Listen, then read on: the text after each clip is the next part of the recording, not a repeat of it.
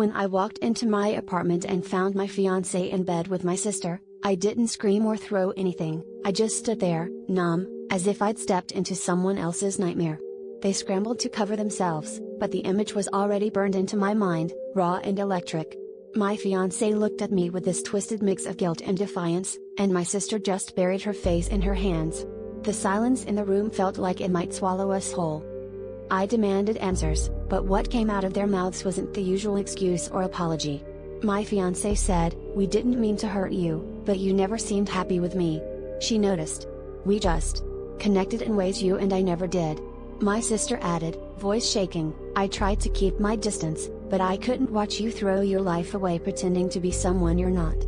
The words hit harder than the betrayal itself, because deep down, I knew they were right. I'd been chasing the idea of a perfect life, a perfect partner, a perfect wedding, but none of it ever felt real. I stormed out, shaking, and spent the night walking the city, replaying every moment in my head. I remembered the times I'd forced myself to smile through uncomfortable silences, the way I'd brushed off the nagging feeling that something was missing. I'd been afraid to admit that I didn't want any of it, not really. My anger started to fade, replaced by this cold, hollow relief.